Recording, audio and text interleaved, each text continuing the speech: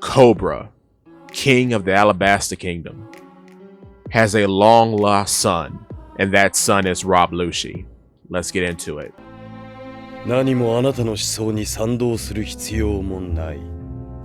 So, I think roblucci is the long lost prince of Alabasta and the son of one King Cobra, Nefertiri Cobra. To break this down, I'm going to split my theory up into three parts. One being character design, two being lore implications, and three being trivia.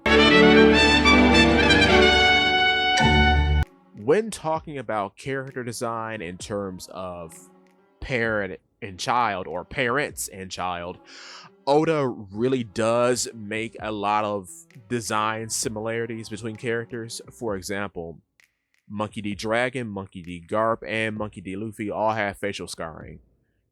Dragon has the tattoo, Garp has the scar, Luffy also has a scar.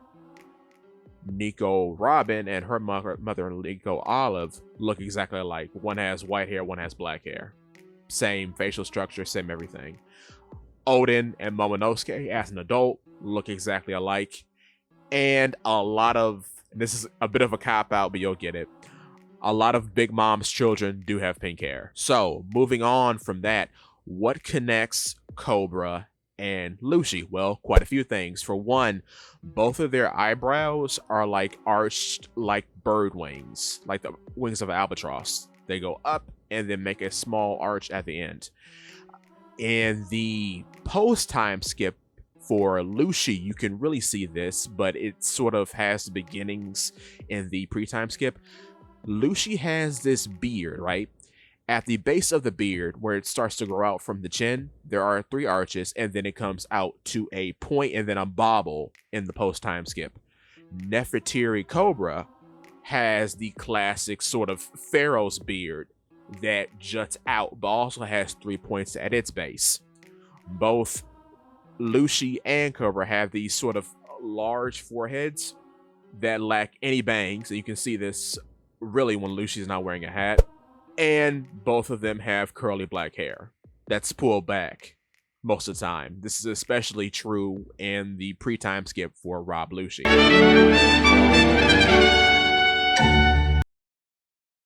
Next section, going over lore implications. Why or how do I think roblucci is the son of Nefertiri Cobra? Well, based on how Alabasta and the Nefertiri family are sort of on the hit list for the world government, I think perhaps a long time ago, there was a mistress planted in Nefertiri Cobra's path, perhaps a former CP9 or CP0 agent that was roblucci's mother. This person coerced Cobra into relations, and they had a child. The reason why this was done is so that no matter how Alabasta or the Nefertiri family acts, due to their family being a troublesome sort, them being one of the only set of original families who didn't take the ascension to celestial dragondom, this was done so this kingdom, and we know it's important, don't know why, will always have a heir in the world government's pocket. So whenever they decide to whack Nefertiri Cobra, they could always just replace him with a rightful heir in roblucci.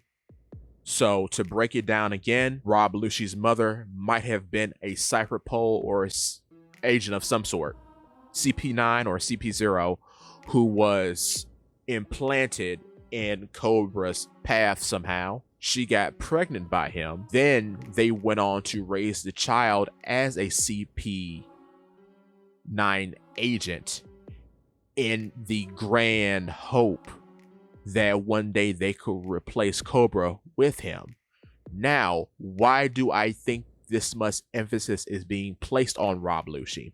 The reason why is because if you compare roblucci to his predecessor, Who's Who, They both have made the same amount of mistakes, and I would argue that roblucci has arguably made more mistakes, and yet he was taken back by the world government, whereas Who's Who was discharged. The reason why roblucci was not discharged because he's important. He is a keystone into future plans. So let's run down how many things roblucci sort of dropped the ball on. 1. Robin's still alive, and she escaped. 2. His failure to capture Robin coincidentally did cause Ennis Lobby to experience a buster call. 3. He let Cutty Flam, Frankie, escape and allowed him to burn up the plans to Pluton. 4. Similarly to Who's Who, he failed to capture and or kill Monkey D. Luffy, thus letting the Gum Gum Fruit get away once again.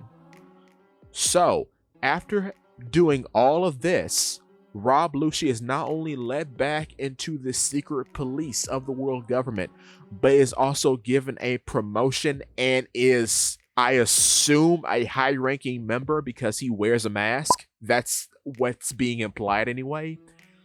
Therefore, the reason why he's given all these breaks is because not only is he a valuable martial artist, it's because of his lineage and the need for a Nefertiti bloodline member to exist and for that bloodline member to be in the pocket of the world government. Because for whatever reason, we don't know the reason exactly, the bloodline and the land, Alabasta, are important for some reason. Not sure if Pluton is really located in Alabasta.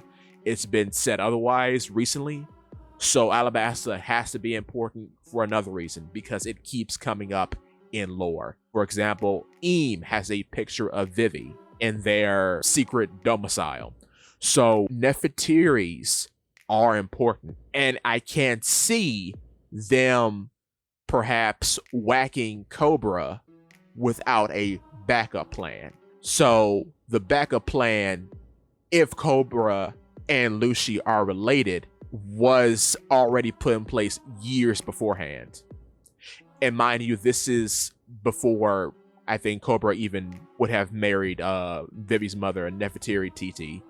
It would have been way before that. So that's what I think in terms of lore. Now, trivia implications. There are about 2 big ones I want to go over. Number 1, Karoo, right? Karoo is a spot-billed duck. Don't know where this is said. Could have been in an SBS. But it is said that a spot-billed duck is faster than a leopard. Why a leopard specifically? Because in One Piece, the amount of cat powers are limited to just the 2, the cat fruit model leopard and the cat fruit model saber-toothed tiger. Also, there are no leopards native to Alabasta. We don't see one in Alabasta. Not one. In fact, there aren't any cats, period, in Alabasta, as far as I know, and as far as we've seen. So why denote that this species of duck is faster than a leopard? What I think could have happened if Cobra was indeed snuffed by the world government, I think that's a little hint as to how Vivi got away from Lucci, because I think Lucci is the one who did it. With that being said, here's another small piece of trivia. And I kind of lied, there's actually 3. In chapter 0, there is a page in which they are going over a few characters. roblucci, as a child training on the CP9's training island, is on the same page as a younger Cobra talking to his then wife Nefertiti Titi. Why put these 2 characters on the same page? Seems very random to me. that you would include these two seemingly unrelated characters together, basically one under the other. It's very strange. Secondly, this happens again in the recent Levelly when Charlos is being very problematic towards Shirahoshi. Lucci steps in and actually meets Vivi right then and there. Why? I don't think the point of that sort of incident was to make Charlos out to be a creep. I think that was actually done for Lucci, or for the viewer to see that Lucci has met Vivi, because I think it'll be revealed shortly after, perhaps in the next few chapters, that, because we still have to find out what happened at the Levelly, Vivi and roblucci are half siblings. Lastly, Vivi, roblucci, and Cobra all have bird companions. Roblucci has Hattori, whom he loves dearly, so much so that Hattori has to dress exactly like him at all times. Cobra has a bird companion in Pell. Pell got the most spotlight out of all of the guards in Cobra's personal army. The other one was Chaka, but we know Chaka has no significance in the story whatsoever. Pell was extraordinarily significant, and the bird of Alabasta is the falcon. And then, of course, we know Vivi's close bird companion is Karoo, whom of which has been with her as long as we know the character, even when she was a secret agent in Brogue Works, which is another interesting point. Both she and Lucci have been secret agents in organizations that weren't pirate-based. High-ranking members at that. Lucci was the top agent in CP9, and Vivi was Miss Wednesday, which was a very high-ranking agent in Brogue Works. With that being said, that's all I have for you today. Thank you for watching.